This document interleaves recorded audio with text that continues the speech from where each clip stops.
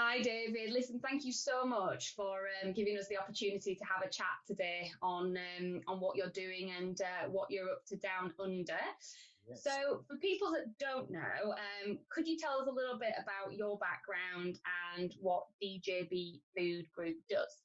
Yeah, absolutely. So I live in Melbourne in Australia. I grew up in the UK as well and came out here a long time ago, actually on a 6-month working visa.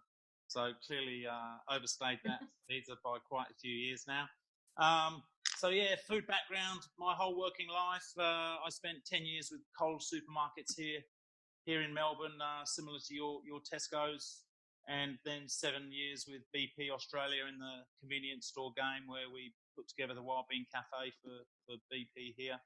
And then about 4 years ago, I went out on my own, similar to yourself. So working primarily with food and beverage brands, holistic strategy, brand positioning, product development, um, the sales and distribution, domestically, but obviously, being close to Asia, we do a lot of work in the Asian hubs as well. I have a couple of partners in the UK, in London there as well. And yeah, never a dull moment. It's a lot of fun. Yeah, every day I'm sure is very different and varied. Um, Sounds fab. Well, tell us about Australia then, because obviously you're based in Melbourne. So Yeah. what's happening in the Australian marketplace at the moment then? Yeah, it's really interesting. I mean, I'm very well travelled, and I would say Australia, in terms of innovation, it really does punch above its weight in terms of leading the pack, especially in the health food segment. I think a few years ago, I would have said we were 3 to 5 years behind what's happening on the west coast of the US. I'd say that gap's narrowed down to 18 months to 24 months. I was there in March, and almost everything I was looking at in the health food stores is here in Australia in one way, shape, or form. So that's really exciting. Similar to the UK, we have the chain supermarkets, Coles, Woolworths. We have Costco and Aldi. We have a very big independent sector with the IGA network. Some really good health food store chains as well. We have a very big convenience store industry in Australia that's really robust and also punching above its weight. And then also a very significant food service business as well. So I think on the global stage, Australia is quite a small food market in the developed world, but it's extremely innovative with a very big appetite for innovative brands and products. Amazing. Sure. Yeah, great. So obviously, like you say, there's been a lot of innovation with Australian brands, and they're really kind of, those producers based out there are doing really well with what they're developing at the moment. How about the other way then, in terms of if we were looking at other international brands trying to get into Australia? Like, is it an attractive market? What were your thoughts on this? Yeah, I think it is attractive for international brands, primarily because there is a real appetite for grabbing hold of, or for retailers to grab hold of brands and really be the first mover. And the second thing I would say is, we do have a very good proximity to China and the Asian hubs. So Vietnam, Hong Kong, Singapore, New Zealand obviously is very close. And Australian produce has a very good reputation for being clean and green around the world, which plays to our advantage as well. But I would say also that you need to be innovative, have great brands, great packaging, the great full package, and be pretty clear that there's a gap in the market in one way, shape, or form here. And you never know. You never know. Yeah. All out. Great. And what's happening at the moment with obviously the current sentiment amongst retailers, obviously with the COVID-19 and everything that's happening? What's the sentiment over in Australia at the moment?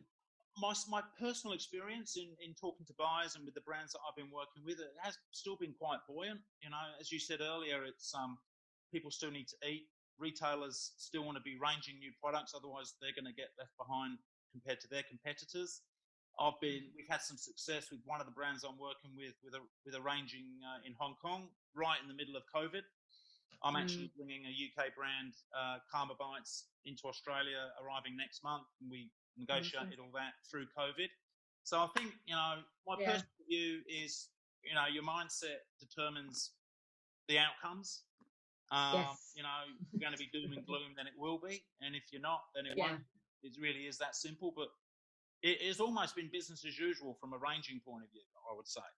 Interesting. Yeah, I know. I would agree with you. I think there's still, like you say, retailers need to diversify, need to still be keeping up and putting new things in front of consumers for their own sake. So yeah, still opportunities, but I think brands have to take that and push it and drive it and, keep going. Yeah. Okay, so for companies that are looking for help down this part of the world, then what would be your top few tips for companies and brands? Yeah, look, I think without a doubt, being so far away from most other parts of the world, I would say the number one thing is don't be in a hurry, and really get the assurance that your brand and product is going to have a chance of success before you make major commitments. Yeah. And of course, with anything in life, it really is about having some good quality relationships in place, whether that's with people like me or distributors or local agents or whoever that might be, who can hold your hand and represent you down here as if you would if you were here. And be patient, because things don't happen quickly, and just give yourself that assurance that you've got half a chance to create a brand down here. Yeah Definitely. That's great. That's really useful advice, David. Thank you so much for sharing. So if people do want to get in contact with you, what's the best way? Where do we find you? Yeah, you see me on LinkedIn, David J. Burns, website David DJBfoodgroup.com, beg your pardon, and email David at DJBfoodgroup.com. And I'd love to have a chat with anyone who's interested for a chat, for sure. Great. Well, thank you so much for your time. And I'm sure anybody that's interested in looking at the Australian and other parts of the Asian market should get in touch with you and just have a chat and take it from there. Awesome. Thank you so much. Thanks. Bye. Bye.